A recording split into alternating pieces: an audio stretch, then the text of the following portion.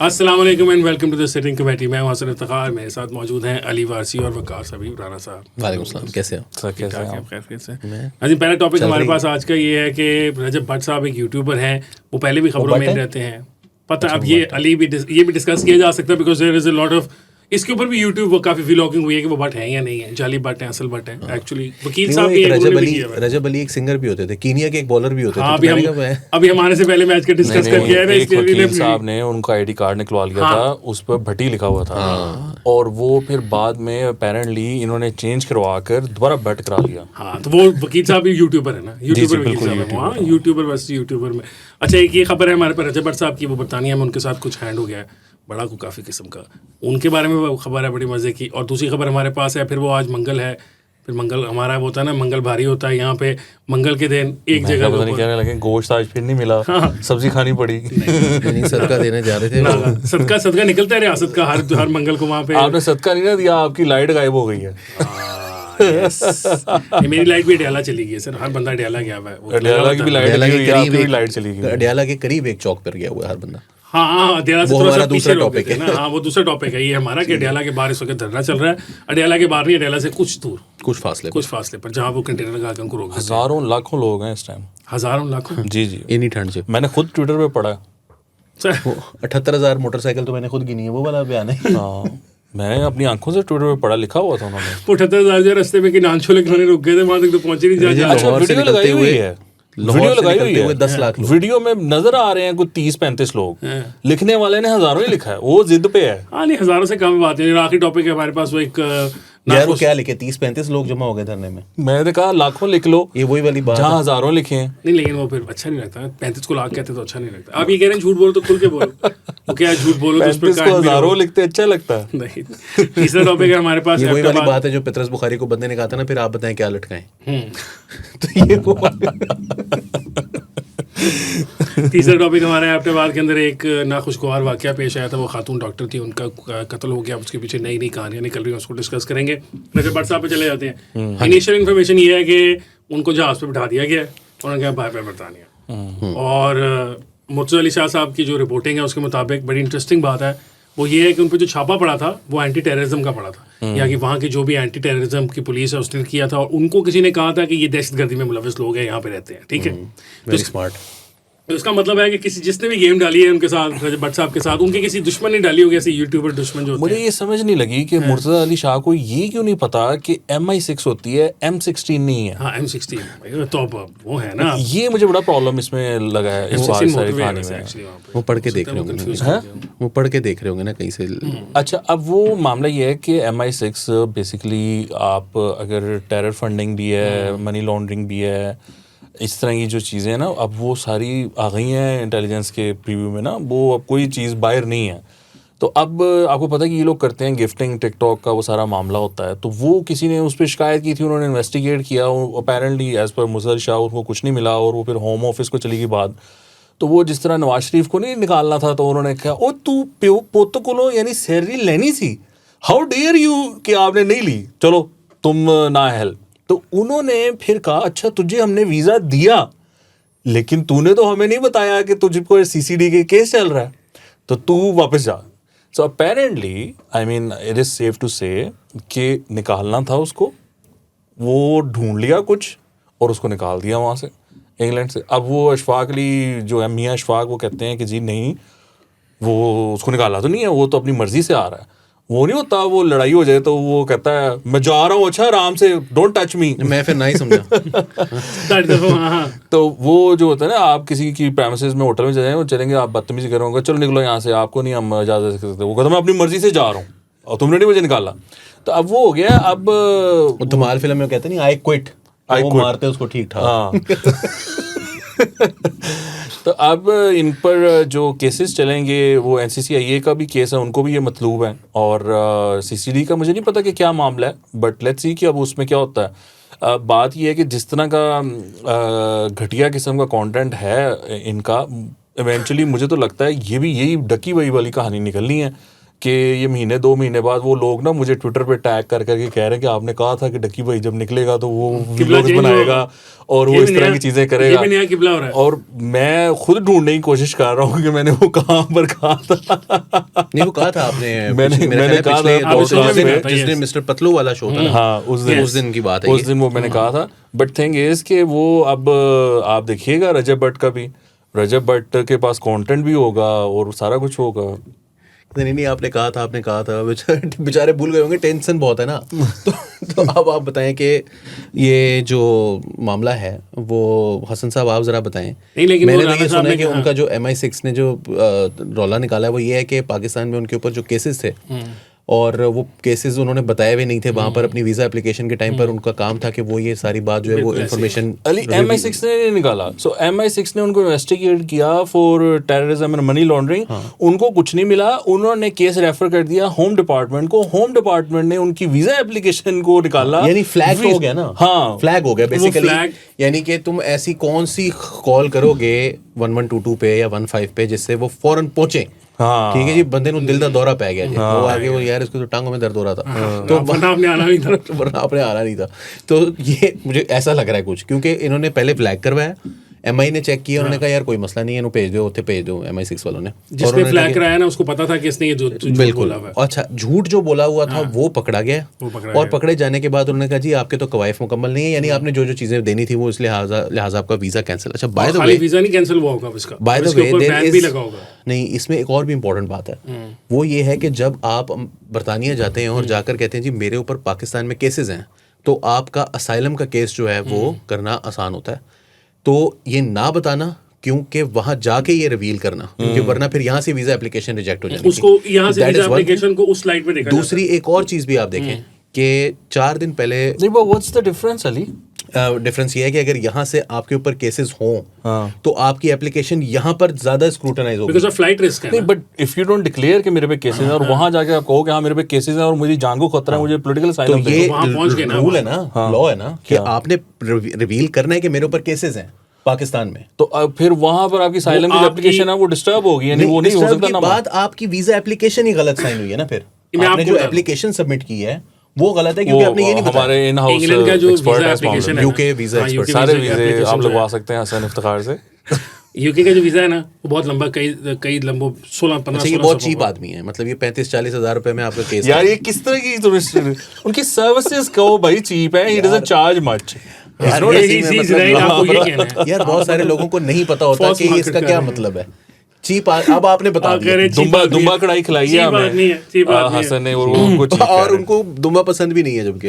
अच्छा उनका जो है ना 16-18 सफ़े का सवालनामा होता है जो उनका एप्लीकेशन फॉर्म है। यूजुअली ये शेंजन वगैरह जो है ना इसके छोटे से हैं, 3-4 सफ़े की चीज़ें होती है। इंग्लैंड वाले जो है ना वो आपसे मैं मजाक करता होता हूँ कि आपसे आपके दादे का भी पूछते हैं कि वो मरिया सी तो कहाँ मरा था क्या नहीं है, उनका जो भी तरीका है उसमें you actually have to declare all of this. आप चेक बॉक्स करते हो कि ये नहीं है मेरे पे, मैं टेररिज्म सपोर्ट नहीं करता, ये नहीं करता, वो नहीं करता, मतलब मीनिंगलेस लगता है हमें हर बार कि अगर मैं केसेस नहीं है हम पे। उसमें होता है कि क्रिमिनल आपके जो है कि आपके ऊपर कोई क्रिमिनल केसेस हैं या आपके ऊपर क्रिमिनल चल रहा है कुछ इस किस्म का, और वो क्यों है। कैरेक्टर सर्टिफिकेट तो जमा कराया होगा ना। नहीं इंग्लैंड की वीजा के लिए आपको विजिट वीजा के लिए कोई कैरेक्टर सर्टिफिकेट नहीं चाहिए। कैरेक्टर सर्टिफिकेट चाहिए वो तो सिर्फ जो आपका कोई इमिग्रेंट वीजा होते हैं उसके लिए चाहिए, मैं इंग्लैंड के लिए शायद वो भी नहीं चाहिए होता। मुझे कैरेक्टर सर्टिफिकेट का ज्यादा प्रॉब्लम लगता है, वीजा मुझे आसान लगता है। पुलिस वालों ने देना है। नहीं मैं जब लेने जाता हूँ ना मेरा फटा हो जाता है। जिनको पता है ना आपके कैरेक्टर का, वो उनसे सर्टिफिकेट नहीं मिलना आपको।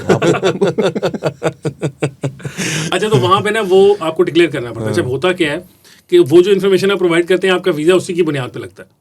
अगर आप वहाँ कहते हैं कि मेरे पे केसेस हैं तो ये बात उनके जहन में खटक सकती है कि आप वहाँ जाके भाग जाएंगे और गायब हो जाएंगे।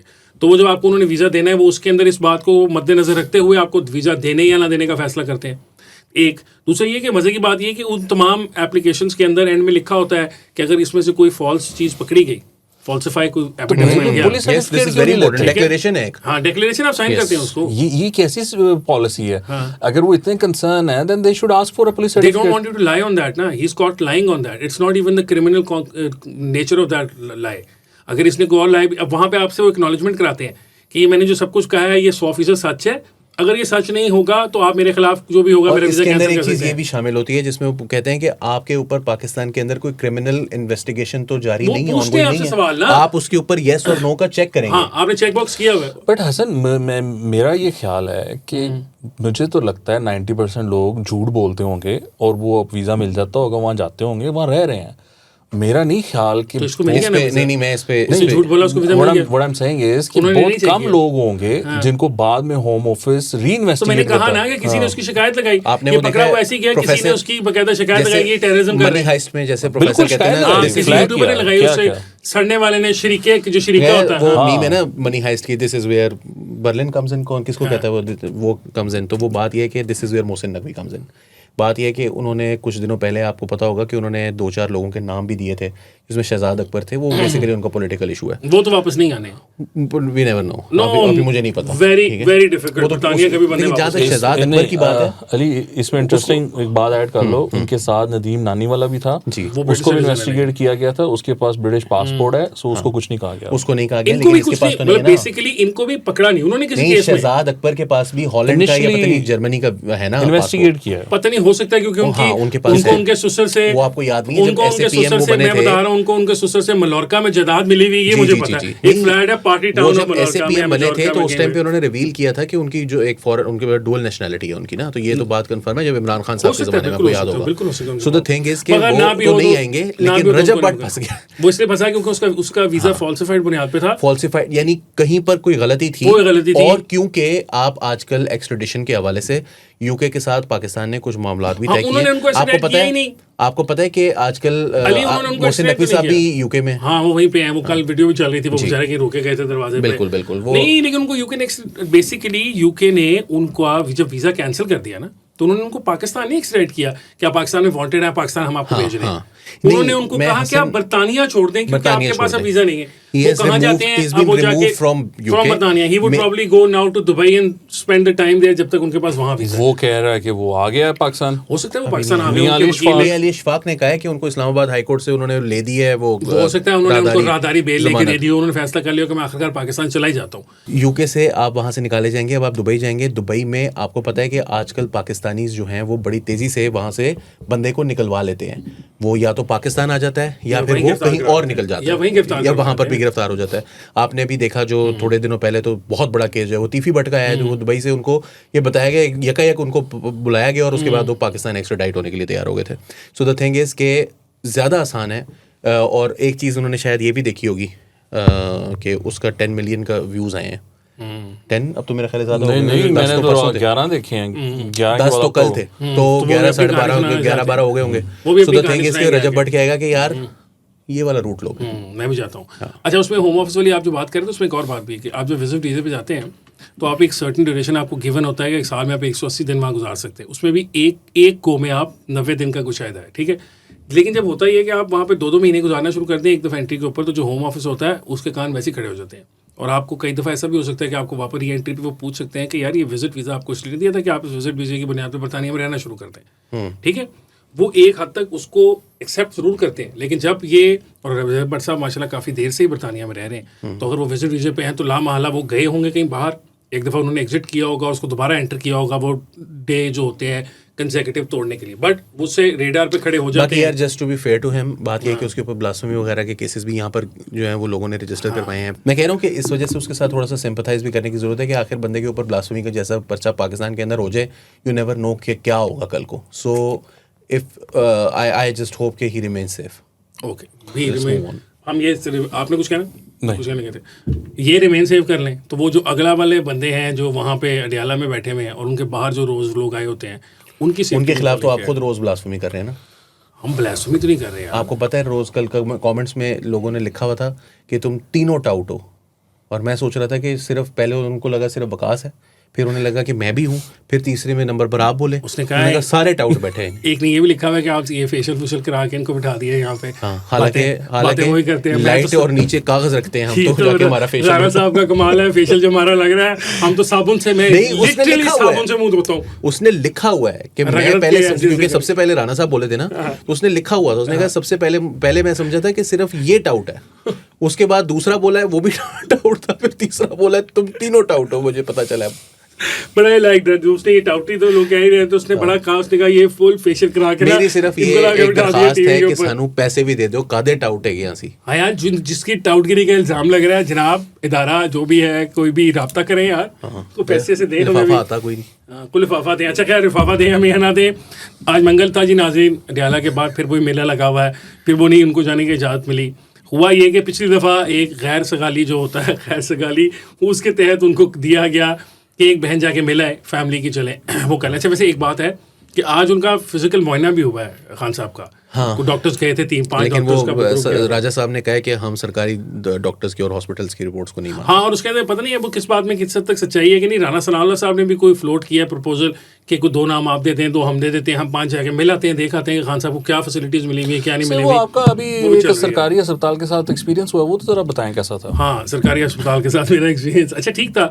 उसमें 2 हिस्से थे ना, इमरजेंसी की हद तक तो ठीक था। वहाँ पे मेरा ख्याल है हार्डली 10-12 मिनट के अंदर मेरा एक्सरे भी हो गया था। इवन तो उनके पास एक्सरे की प्रिंटिंग की वो नहीं था, तो उन्होंने कहा इससे तस्वीर उतार वो नहीं होती, विच इज ओके, मतलब विच इज ओके। अगर मुझे एक्सरे ही लेना है, मुझे उसकी फिल्म लेके उस वक्त क्या करना है, तस्वीर में भी वो उतना ही नजर आ रहा था जो मेरा डैमेज हुआ था, वो लिया उन्होंने। उसके बाद मुझे पेन किलर का इंजेक्शन दिया, इमरजेंसी में सब कुछ अवेलेबल था। लेकिन फिर जब उन्होंने मुझे वहाँ पे, चूंकि मेरा कोई उसका ऑर्थोपेडिक का मसला था, तो थी वो इमरजेंसी। और ये हॉस्पिटल कौन सा था? ये हॉस्पिटल था जनरल हॉस्पिटल लाहौर का, राइट। तो उन्होंने फिर मुझे ऊपर भेज दिया। फिर वहाँ पर मैं फिर ढूंढता ही रहा, फिर 40-45 मिनट के बाद। ये मेरे एक बड़े करीबी दोस्त हैं, उनका भी एग्जैक्टली सेम एक्सपीरियंस है कि वो इमरजेंसी में जब गए थे जनरल हॉस्पिटल ही, जनरल हॉस्पिटल के बिल्कुल सामने वाली गली में उनका घर था, तो वो वैगन से गिरे थे, गिर गए। अच्छा वो मतलब सरकारी अफसर थे, वो सारा उनका था, लेकिन वो वहाँ पर जब गए तो उनके साथ एग्जैक्टली यही एक्सपीरियंस था कि इनिशियली उनको इमरजेंसी में अच्छी सपोर्ट मिल गई, लेकिन फिर वो अपनी बाह लेके जो है ना वो पूरे अस्पताल में घूम रहा था, तो उसको ऊपर चौथे पता नहीं कौन से फ्लोर पर वो भेजते हैं, और वहाँ पर नंबर 35 है वहाँ पर। अच्छा, तो वो उधर जो है ना वो नहीं मिलती, मतलब वहाँ पर ट्रीटमेंट हाँ हो गया उसका, लेकिन हाँ इवेंचुअली हो गया होगा, मतलब हो गया होगा। उसके अंदर ये है, ये एक चीज देखने की जरूरत है कि जो इमरजेंसी है वहां तक तो ठीक है, लेकिन जो एक आम पेशेंट है उसके जेल में तो इमरजेंसी, उसको तो आम पेशेंट को बेचारे को आपको इमरजेंसी थोड़ी है, आपका तो कोई काम हो गया बस। नहीं, इसमें इंटरेस्टिंग बात पता क्या है, वो डॉक्टर्स मौजूद होते हैं, वो उनका एक बैक रूम होता है, वो वहाँ पे लेटे होते हैं, सो रहे होते हैं, रेस्ट कर रहे होते हैं, जो भी होता है। तो मेरा भी एक्सपीरियंस रहा है जनरल हॉस्पिटल का, वो टांके लगने थे, तो वो मैं गया तो वो ना बच्चे जो है ना लगा रहे थे, तो वो मैंने उसको जाके बुलाया, मैं कहा क्या नाम आपका? उन्होंने कहा ये मैं प्रोफेसर हूँ, ये वो है। तो मैं कहा सर तकलीफ़ करें, आ जाएं, वो ये वाला काम है, ये वाला सिलसिला है, मैं चाहता हूँ उसके मार्क्स ना हो, वो बाद में निशान ना पड़े वगैरह वगैरह। वो खैर वो उसने फिर किया वगैरह।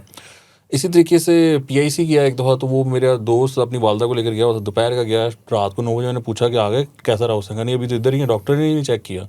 मैं कहा यार कमाल हो गई। मैं गया वहाँ पर, जो सीनियर रजिस्ट्रार होता है ना वो सो रहा कहीं पर, मैंने उसको बुलाया, मैं कहा जी ये, मैंने तारुफ कराया उसको, उसने कोई अहमियत नहीं दी, वो चला गया। उसने जाके गूगल किया होना है, फिर उसने मुझे कॉल की, उसने कहा कि आप कहाँ हैं? मैं कहा जी मैं इधर ही हूँ। कहता मैं आ रहा हूँ। उसने आगे फिर इको भी की, ये भी किया, वो भी किया। द थिंग इज़ कि आप मौजूद थे वहाँ पर, वैसे ही चक्कर लगा लिया करो, जो पेशेंट वहाँ पे बैठे हुए हैं 2-4 को देख लिया बंदे ने, सबको ना देखें आप।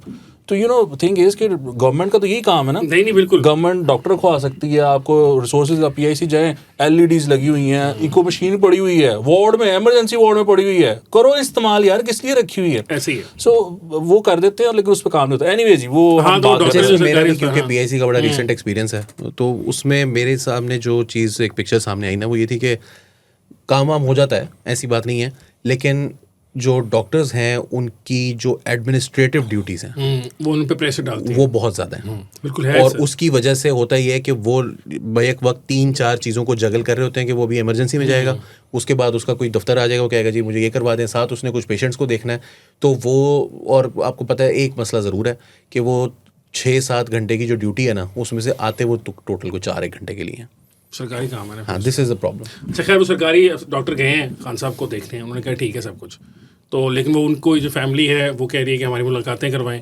लास्ट वीक जो मुलाकात हुई थी उसके बाद फिर वो ट्वीटें भी हुई थी खान साहब की तरफ से, फिर आप सबके सामने ही है जो खान साहब ने पिछली दफ़ा, तब से लेके आपके दौरान तो एक ट्वीटें भी हो गई, उसके जवाब भी, एक प्रेस कॉन्फ्रेंस भी हो गई, तो पारा तो बहुत ज़्यादा हाई हुआ है। अच्छा मुझे बताएं कि उनके चीफ मिनिस्टर गए थे खैर पख्तूनख्वा में? नहीं, नाम ही नहीं था। तो सूरत हाल कुछ इस तरह है कि हयाताबाद में कल रात अपेरेंटली खुर्रम शहजाद साहब जो उनके सेनेटर हैं, उनके घर पर उनके मुताबिक हमला हुआ है और वहाँ पर गोलियाँ चली हैं। ससुराल पे? ससुराल पे। तो कल तक तो उनका अपना घर था वो पता नहीं अपना है या ससुराल अभी का वो हैं जो नए सेनेटर जो नए सेनेटर वो गालियां बहुत निकालते बोलते भी बहुत हैं ट्विटर पे। तो वो अब उसके वो हुई है फायरिंग और एक साहब वहाँ पे वो बता रहे जख्मी भी हो गए हैं। अब जो केपी के सीएम हैं उन्होंने सीटीडी इस्टेब्लिश करने के लिए पता नहीं $35 मिलियन के कितना मिलियन डॉलर का ना $49 मिलियन का बजट एलोकेट किया है। अब आपको पता है कि फ़ौज का सबसे बड़ा यही बात थी प्रेस कॉन्फ्रेंस में, जो पहली वाली डीजीएस पे प्रेस कॉन्फ्रेंस उसमें उन्होंने जिक्र किया था कि आप क्यों नहीं इदारे बनाते, आप क्यों वहाँ पर सिर्फ 32 पता नहीं उसके लोग हैं, तो अब 600 पता नहीं 38 के करीब वो न्यू हायरिंग्स होंगी उसमें जो फील्ड ऑपरेशंस देखेंगे सीटीडी के वगैरह वगैरह। तो ऑब्वियसली काउंटर टेररिज्म डिपार्टमेंट है ना, तो टेररिज्म को वो करेंगे। तो अब ऐसा लग रहा है, और वो उनका नाम भी नहीं है अडयाला में, और उनको अब समझ आ गई है कि ये, बल्कि उनको पार्टी ने ये कहा है कि बेटा देखो आपके खेलने के दिन नहीं है, ये सीरियस मामलात हैं। अगर आपकी हरकतों की वजह से गवर्नमेंट गई तो ये जो शेख वकास अकरम बैठा है, मुराद सईद बैठा हुआ है, या कोई और लोग छुपे बैठे हैं यहाँ पर, उमर अयूब, ये सब पकड़े जाएंगे। यहाँ पर हुकूमत नहीं रहेगी फिर हमारी, हमें क्या फ़ायदा है अपनी हुकूमत गंवाने का। तो आप ये हरकतें ना करो, you coordinate and you cooperate with the with the establishment and let us work out things जो हमने वो करनी है। तो अब मुझे लगता है कि उनका जो वो था ना इनकलाब लाने का वो ख्वाब, वो थोड़ा सा उसमें थोड़ा सा डैम्पनेस आई है। अब इसके बाद अभी जो आपने देखी उनका जो रिएक्शन था वो भी 2 मिनिस्टर्स के ख़िलाफ़ था। मतलब उनको कुत्ता कहा, उनको पता नहीं क्या कुछ कहा, लेकिन फ़ौज या DGSPR के बारे में नहीं बात की, उसको नहीं कुछ कहा। तो अब इनको मुझे लगता है थोड़ी सी अकल आई है कि ये अंदर जो है ना, हम इनके साथ इस तरह नहीं कर सकते जिस तरह हम सोच रहे थे कि हम कर सकते हैं। तो हमें इंसान के बच्चे बनना पड़ेगा और हमें चलना पड़ेगा।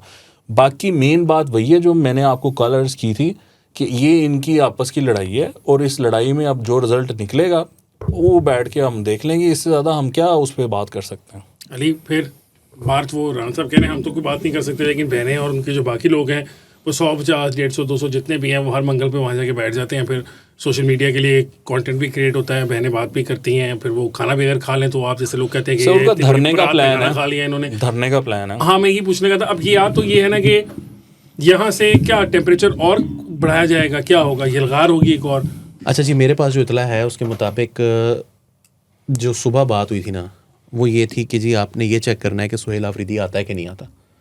अगर तो सुहेल आफरीदी नहीं आता तो इसका मतलब है कि डील है, और अगर सुहेल आफरीदी आता है तो इसका मतलब है कि डील नहीं है। सुहेल आफरीदी साहब तो नहीं आए, और साथ जो उनके शाहिद खटक साहब आए हैं, बड़े लीडर्स में जुनैद अकबर साहब आए हैं, उनकी 3 बहनें हैं।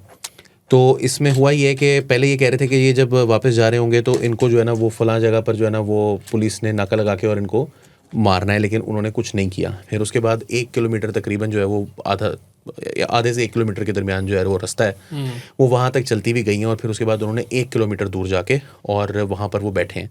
और तब भी ये कहा गया था कि जी इनको ना यहाँ पर मारेंगे अगर ये बैठेंगे, लेकिन वो बैठ गए हैं और उधर कुछ नहीं कहा गया।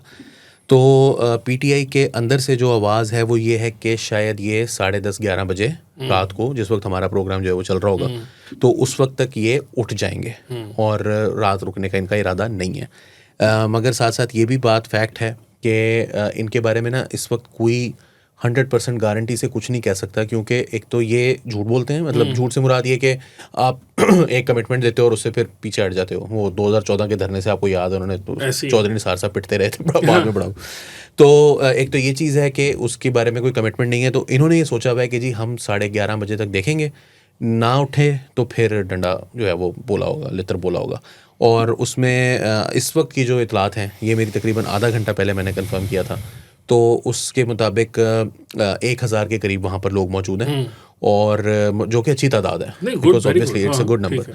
तो 1000 के करीब वहाँ पर लोग मौजूद हैं, और अब हमें रात तक देखना होगा कि ये लोग जो है वो उठ जाते हैं, तो इसका मतलब है कि या और लोग आ जाते हैं। मेरा नहीं ख्याल और लोग आएंगे, लेकिन ये 1000 की नफरी भी जो है ना, इट्स अ गुड नंबर। हाँ, अगर शरारती को इनमें इसको निकला है तो मसला हो सकता है। राना साहब आपके ख्याल में वो अब उनके ना आने से ये तो फिर थोड़ी सी बात क्लियर हो रही है कि फॉर द टाइम बीइंग जो खैबर पख्तूनख्वा की मशीनरी है वो नहीं इस्तेमाल की जाएगी ये यलगार वगैरह करने के लिए, क्योंकि पहले हमने माजी में देखा ना कि अगर वो माइनस कर दी जाए कि जो सपोर्ट खैबर पख्तूनख्वा की गवर्नमेंट देती है उन लोगों को जो वहाँ से खैबर पख्तूनख्वा की तरफ से इस्लामाबाद पर हमलावर होने के लिए आते हैं, वो एक सिग्निफिकेंट होती है। उसमें फायर फाइटिंग का भी इक्विपमेंट होता है। पिछली दफ़ा तो वो यहाँ से आंसू गैस फेंकते थे, तो वहाँ से वो पानी के कैनन से उसको उड़ा देते थे जो आग बुझाने के लिए दिया हुआ उनको। तो आपके ख्याल में ये सिग्नल इस तरह कह रहा है कि डील सी हो गई है कुछ?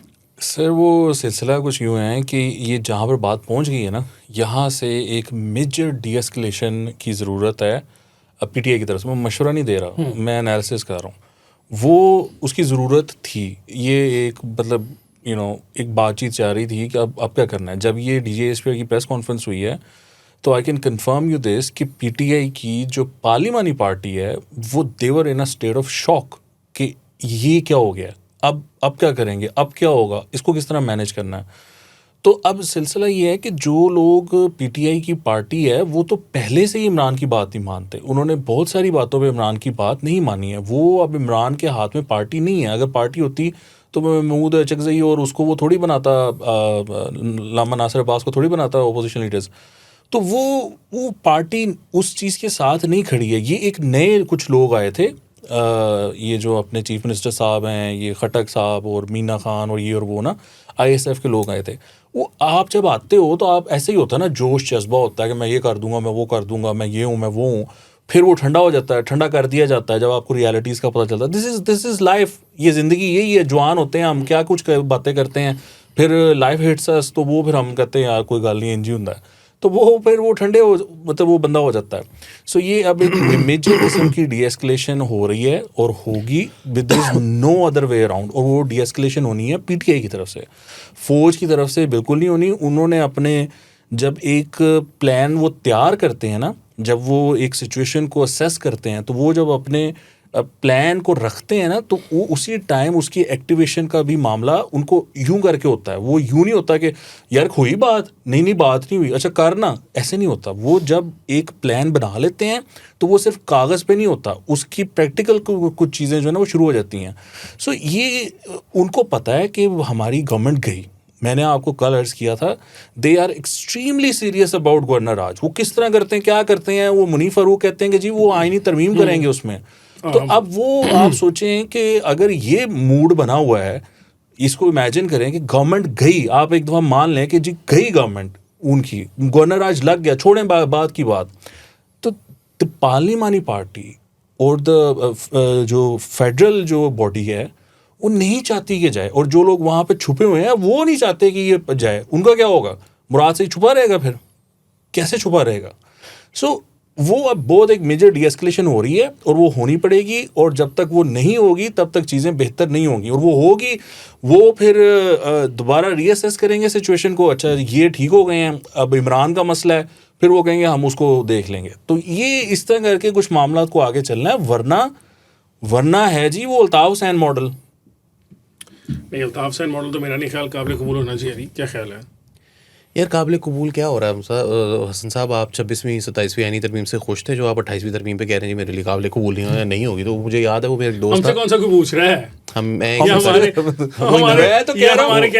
इस लड़ाई में नहीं आना चाहता, वो जो छुड़ाने आता है उसको घूसे पड़ जाते हैं। मेरा एक दोस्त था, तो वो बैठा हुआ था एक सरकारी इदारे में ना, वो अफसर था। तो वहाँ पर खबर आई, प्रेस रिलीज आई, हैंड आउट आया चीफ मिनिस्टर हाउस से कि एक मज़ार है लाहौर में ना, तो उसको जो है ना वो जगह, उसका रकबा जो है ना वो वसी करने का फैसला किया गया।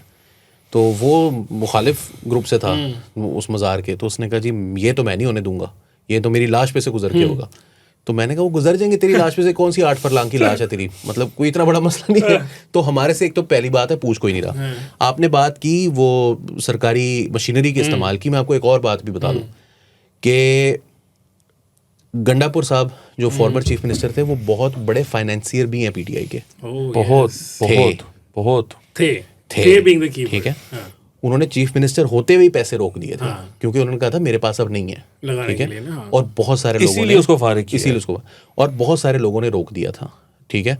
अभी जो ये लोग हैं ना, इसमें राना साहब की बात सही है कि जी वो उनकी बड़ी सीरियस कंसिडरेशन है कि वो उसको करें, लेकिन एक कू भी हो सकता है, यानी कि you don't have to do a, क्या कहते हैं, पूरी आईनी तरमीम और फिर उसको गवर्नर राज और ये वो, आप सुहेल अफरीदी को डिस्क्वालीफाई कर सकते हैं, ठीक है, फॉर वेरियस रीजंस। अब कोई मेरे से ये ना पूछे कि कैसे होगा, जिदा पिछले हुए ने ना करने वालों का जब दिल करेगा तो कुछ भी हो सकता है। देखिए ना, उनको 6 सीटें चाहिए थी, 6 सीटें चाहिए थी, तो 6 मैनेज हो गई थी ना। पंजाब में जितनी चाहिए थी मैनेज हो गई थी, सेनेट में अब आपको पता है कि आखिरी जो तरमीम थी उसके बाद से आबिद शेर अली साहब जो है वो बिला मुकाबला सेनेटर मुंतखब हो गए। ठीक है, इस्तेमाल नहीं हुआ था ना पिछली दफा वोट, वो बीमार थे, वो आ नहीं सके थे, तो अब मरहूम जो है सेनेटर इरफान सिद्दीकी साहब। तो अब आप जो है वो तैयारी करें, थोड़े दिनों के बाद कोई 1-2 और डिस्क्वालीफाई हो सकते हैं और कुछ नया हो सकता है, क्योंकि देखिए चीफ मिनिस्टर जाएगा तो पूरी काबीना गई ना, और फिर बहुत सारे लोगों को ये बात समझ में भी आएगी कि यार ये पूरी काबीना उड़ जाती है, तुसी की करी जा रही है।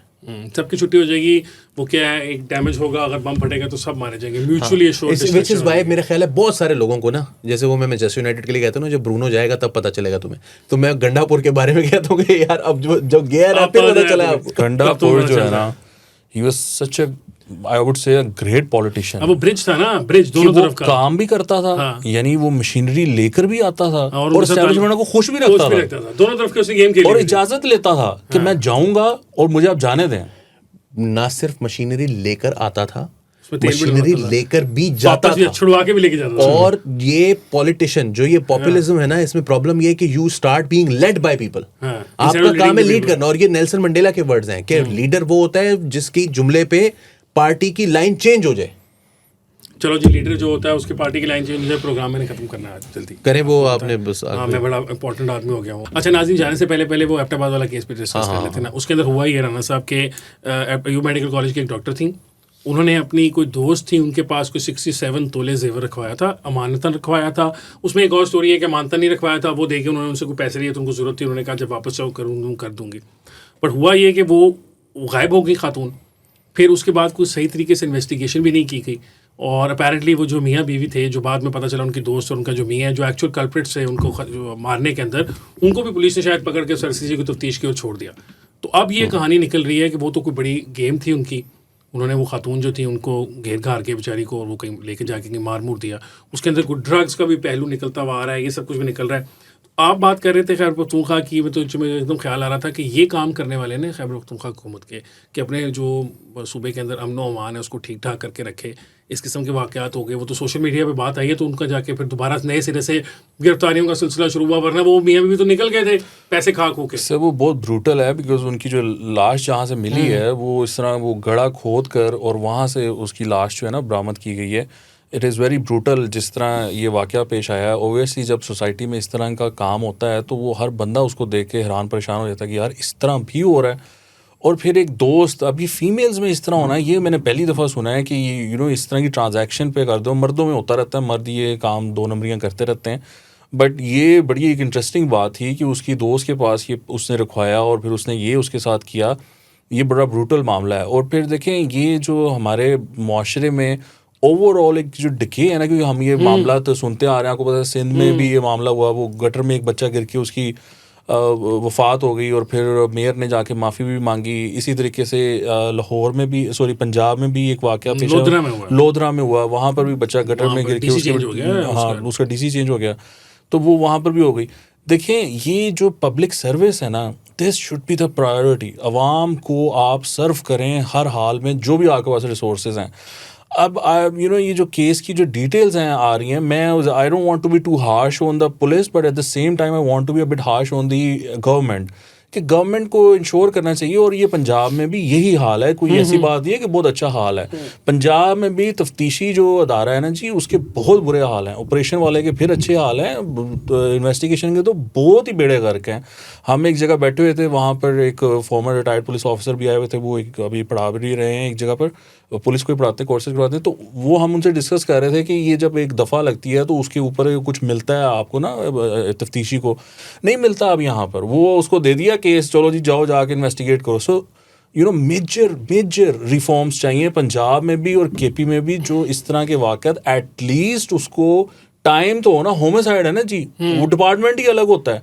मैंने सुना था कि मरियम नवाज शरीफ ने होमिसाइड का एक अलग वो बनाना है डिपार्टमेंट, आई डोंट नो वो कहाँ पहुंची बात, लेकिन ये लाजमी है, ये ज़रूरी है, ये होना चाहिए। ठीक है अली, मेरा ख्याल है राना साहब ने सारी बात कर दी है कि रिफॉर्म जो है ना वो कह रहे हैं ज़रूरी है सारे काम के अंदर। तुम्हारी कोई एडिशन है इसके अंदर? जाहिर सी बात है, मैं उसमें बस एक मुझे वो बीच में राना साहब ने एक बात की कि वो खातून जो है, औरतों के दरमियान ऐसे वाक़यात नहीं होते थे, मर्दों के दरमियान होते थे। तो मैं आपको ये बता दूं कि वो जो मुलजिमा हैं उनके हस्बैंड के ऊपर जो इल्ज़ाम है वो ये है कि उन्होंने मना किया था बीवी को कि इसको जेवर वापस ना करना। हाँ, बंदा भी उसमें भी आ गया। बंदे करते ही, मैं आपको ऑनेस्टली बता रहा हूँ All कि men. ये मामला जो है ना, All men are trash ना? all men are trash, लेकिन ये मामला जो है ना कि पैसे वापस ना करना, ये क्या आपने बात कर दी बीवी है के भाई? साथ मियाँ शामिल होता है। वो कह रहे हैं कि All पैसे men are वापस trash नहीं, वो वाला। मैं नहीं, मतलब मतलब वो वो पता है, मजाक में कह रहा all हूँ men are ना। not अच्छा, trash. we are not, मतलब we are not trash. I don't know about all men. We can give. हमारा ख्याल है we are not. हाँ, we are not. अगर आपका ख्याल मुख्तलिफ है तो फिर आप अपने पास ख्याल रखें, हमें मत बताएं। प्रोग्राम हमारा देखा करें हमारी मंडे। दिलाजारी होगी। हाँ, दिलाजारी होगी। नीचे आके कमेंट में ना बता दें। फिर मैं ठीक है? चुप भी नहीं करता जल्दी। हाँ, हमारा प्रोग्राम आप देख सकते हैं मंडेज और ट्यूसडेज को रात 10:30 बजे नया दौर के ऊपर। मुझे हसन इफ्तिखार को, अली वासी को और वकास हबीब राना साहब को दीजिए इजाज़त। अल्लाह हाफ़िज़। अल्लाह हाफ़िज़।